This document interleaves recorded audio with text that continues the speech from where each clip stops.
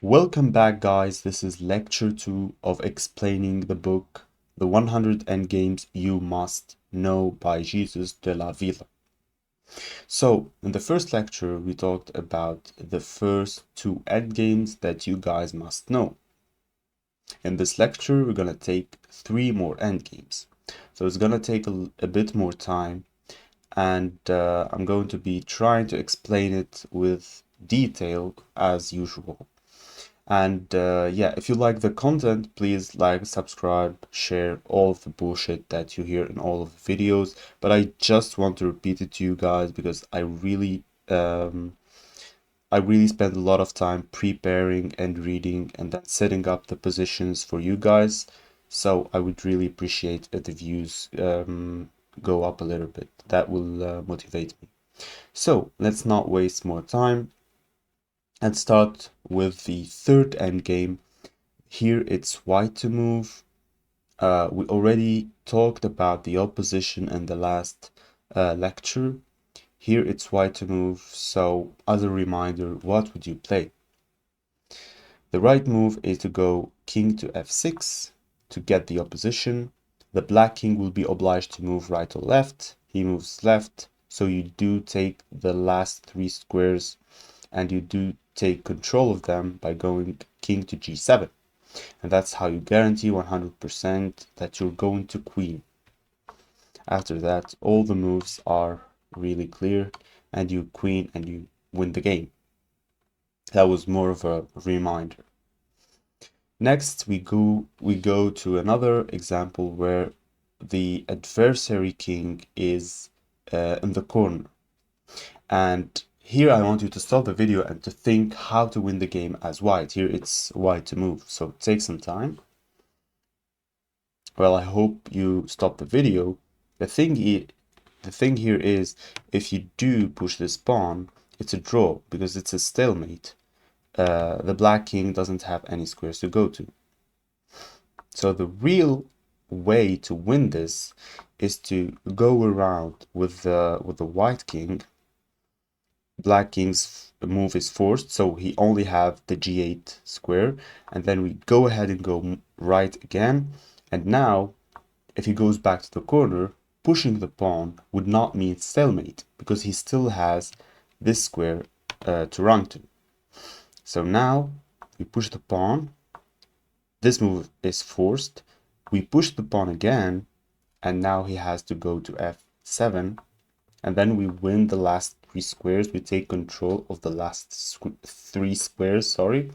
Always it is brutal. It's survival for you to know that taking the last 3 squares is very important with your king by taking control of these squares, by putting the king on the side of these 3 squares. That's very important. And then we're gonna move on to something else. But I just want this sequence to become automatic in your head. You have to take the opposition and then take control of the last 3 squares before queening. This has to become very easy, remarkable pattern in your head. So moving on, we're still in the third endgame, guys, and here I just wanted to go back to the first example and tell you, here we started with the pawn on the 5th rank, right? And when the pawn is on the 5th rank, the most important, or the key squares they're called, are the 3 squares in front of the pawn when the pawn is on the 5th rank. So if the king takes control of one of these squares, the white king, he's guaranteeing the queening of his pawn.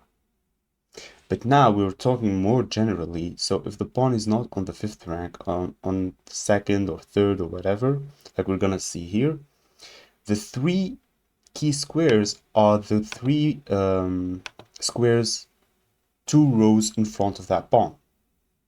So if you're on the 3rd row, the 3 key squares, for example, if your pawn was here, the 3 key squares would be c5, d5, and e5. It's very straightforward. So now what we want to do with white is take control of these squares. If we put our king on one of these squares, we're winning the game. So here what happens is we immediately, of course, start to advance with our king to try to take control of these squares. Black tries to prevent us, so he also takes control of 2 squares, but it is not enough because we have the c6 square. We take the c6 square and now we win the game because we have control of one of the key squares. And the rest is very easy. Here we take the opposition, of course. The black king will be forced to take one of the sides. Then we secure the last 3 squares, as we talked many times. And then we simply start pushing the pawn. Here it's over. Black will simply run away or something, and we're queening here. So I hope this pattern is very clear and it's very repetitive. So I'm just trying to make it subconscious for you guys to just take the key squares and then take the last 3 squares, take control of the last 3 squares with your king and win. Because it's very frustrating to lose a winning endgame on time as you're trying to push the pawn and move around the king, but you do not really know the theory. If you have an extra pawn, it's 80% of the time you can win the game. But there are some exceptions. And here is one of the exceptions, I think. Yeah. Here, here it's, I think it's white to move exactly. It's white to move, and white here can prevent black from winning the game. Pause the video, think about what we talked about, and tell me how can white prevent black from winning the game? What is the idea?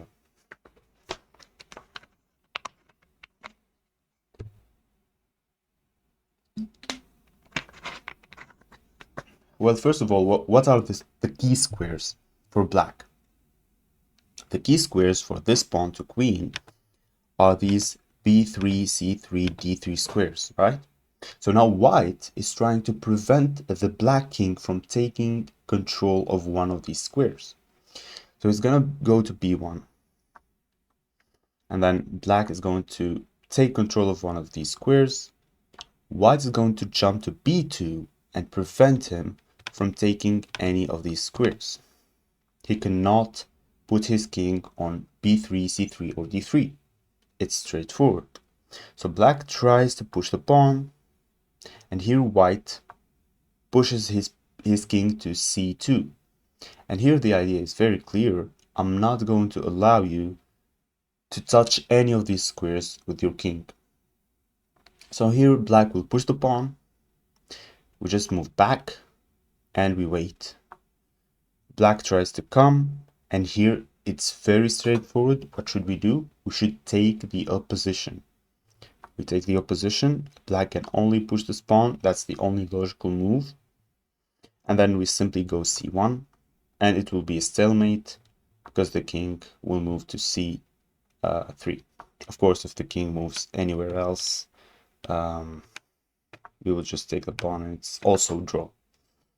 So I want you to be aware of all of these easy concepts, but it's also very easy for you to forget these concepts while you're in a game and you're under time pressure.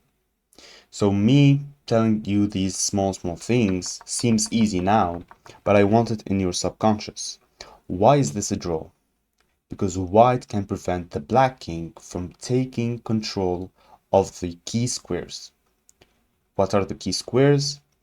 If the black pawn is on the 5th rank here, then the key squares are the 3 squares in front of it here. If it's not, then the key squares are the 3 squares that are 2 rows in front of that pawn. So here they happen to be the same 3 squares. So we rush and we try to prevent the king from taking over control of these squares. We take the opposition, go back, draw. So the last position now for this endgame, this third endgame, is actually a win for white. Can you tell me why it's a win for white? Well, because white has an extra pawn and he's trying to queen, and the three key squares are these squares. And guess who's taking control of these squares? The white king is already in control of these squares. So it's theoretically a win. So what would you play as white here? You simply wait. You push the pawn and wait for black to move. He goes to h7. So you try to, try to prepare the way for your pawn. You move away and you're trying to wait. Okay, here black takes the corner. And you can think about going here, but it's not it's not the best idea, because then the king will go here and you're gonna push. The king is going here, and then you cannot push. If you push this pawn, it's a stalemate, and we have already seen this in a previous position. Yes, you're winning. White here is winning, but it's more tricky because you have to go here with your king, and then after he goes here, you go here, and if he goes here, then you push. And after here, you just push. He goes here, you take the last three squares, so on and so forth. But there is actually an easier way. That easier way is after pushing, he goes around, go here. Actually, here you take the g6 square with your king. You don't push. After he goes there, you push. He goes back to the corner. You take the last three squares. There's no stalemate, and you win the game. So why this game was a win? Because as we started, the first position that we saw is that the king taking control of the three key squares. And after that, it becomes easy. You understand what you should be doing. But the most important thing is to make sure you take control of these squares or prevent your opponents from taking control of these squares. Okay, are we? Okay. I thought I was not recording. I would kill myself. So let's move on to the next endgame. So now we're going to the fourth endgame in the book. So the fourth type of endgame is really talking about the pawn being on the rook's file. What does that mean? That means you or your opponent has an extra pawn, and that pawn is on the rook file. What is a rook file? It's these files like on the top. Sorry, let me lose this. It's this file. I'm not using the mouse. My mouse is broken now so it's this file or this file. It's the A or H file. I hope you understand what a file is. It's the vertical line. It's the A file or the H file where the rooks are. These are the rooks files. So here, here it's it's black to move, and the way to win is very straightforward. You just push this pawn. White moves, sorry. You take control of the last three squares. Then you win the game. Well, you can tell me, but we saw this endgame many times. Why are you showing it again? To show you the difference between this type of pawn and this type of pawn. Now this endgame is a draw. Why? Because the pawn is no longer in the middle of the board. It's on the A file or on the H file. And look at the position of this king. This king's position is not far away from the pawn. Otherwise, it will not be a draw, of course. Black would win. But also, the king can simply hide in this h1 square, and it will be a draw. So now, for example, as white, you can simply go to h1 and wait. If this pawn is pushed, it's a stalemate. It's an easy draw, right? If black waits, for example, goes here, you simply go to h2 and wait again. Black has nothing. Just go up and down, you know. You go back here and he goes here. You go to g1, he pushes this, you go back here, and this is a stalemate. If he moves away, of course, also you take the pawn. And yeah, the idea is if you or your opponent, let's say if you have an extra pawn and it's on the A or H file, and the opponent's king is close enough to get to the corner, the exact corner where you're trying to queen your pawn, then it's a draw. Because he can simply move around in the last two squares and never do anything, and you will not going to be able to escort that pawn with your king to the final square.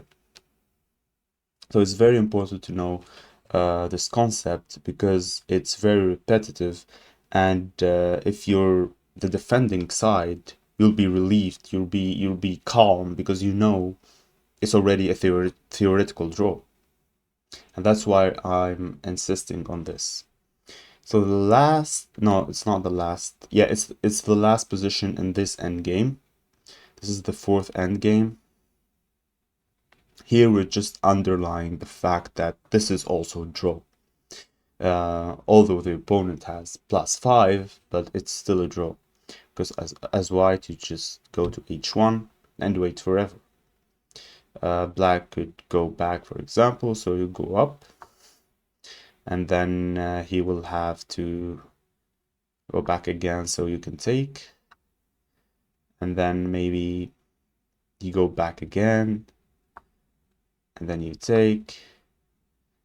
And then he goes here. And then you take. So this is a draw. But the other possibility is that he doesn't go back. So after he pushes, this is a draw. And that's why it's really clearly a draw for me. I don't know for you guys, but you're just tied in the corner, right? If he goes back, you go up. It's very, very simple. Let's say you went here, and then he goes here, you just go up, right? I think this is very straightforward. Let's say here you go here, then you're losing, of course, because you'll just push the pawn and he's going to queen and win the game, right? So just try to go to the corner square and wait forever, right? Because it's only a pawn on the rook file, and you can only you can block it with your king and the game is over effectively. So now I'm going to show you guys the last endgame for this lecture, and it's endgame 5. I think it's the most interesting one because it's presenting us a new concept, which is imprisoning the opponent's king. Well, what does imprisoning the opponent's king mean? It means you give the opponent two options, and both of these options is a draw. The first option is that we repeat moves until it's a draw. Second option is I take your pawn, or it's a stalemate. So here in this position, look at the board, think for 3 or 4 or maybe 5 moves ahead, and take your time and tell me as white what would you play to save this position. So here as white, the best move would be c1. The idea with c1 is if black tries to prevent me from going to this corner and getting the draw, he will go back, right? So he will go, for example, here. Sorry. Yes, he will go here to prevent me from taking the corner, right? From taking this corner. So what I will do is I will try to trap the king in a certain area until we start repeating moves. So go c2 now. And in my head, if his king goes up, I'll go up. If he goes down, I'll go down. I'll just try to put him in a prison. So now if he goes here, I go here. Then if he goes here, I go here. Again, if he goes here, I go here. So he realizes that, and he starts, for example, going up more. After here, let's say now he pushes this pawn. Well, the idea now is I will go down and I will try to get to the corner. And if he tries to prevent me from going to the corner by doing this, I'll simply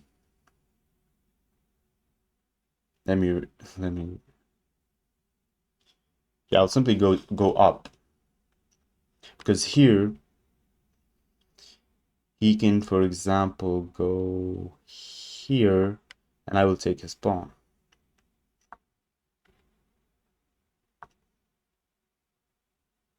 I'll just take his pawn, right? So it doesn't work. So I'm trying to imprison him, and it works, because if he goes up, I go here, and then, for example, he goes here, I will go here, then he pushes this pawn, then I go up. Wait, I don't go up. Yeah, I go here, then he pushes, then I go here, and it's stalemate. So you understand the idea. What I'm trying to do is either get to the corner and assure myself a draw, like in the last position, in the previous position, or I get to imprison his king, so that we repeat moves. He goes up, I go up. He goes down, I go down.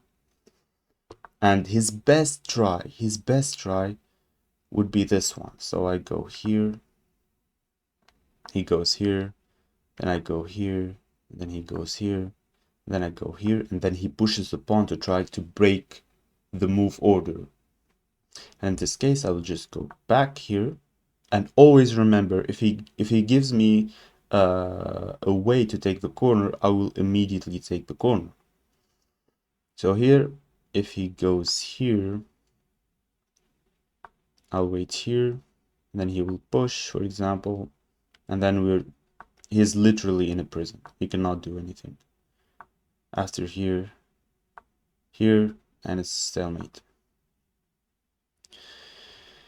So yeah, this is Endgame 5, guys. Today we did Endgames 3, 4, and 5. We presented, I think, all the examples. Yeah, all the examples we presented. I tried to be as clear as possible, every detail. I think we did everything. Yeah, if you do like the video, hit the like and subscribe button so that I keep doing more videos. Maybe tell me which books do you guys want to understand about chess. And yeah, I'll see you guys in the next lecture. Ciao.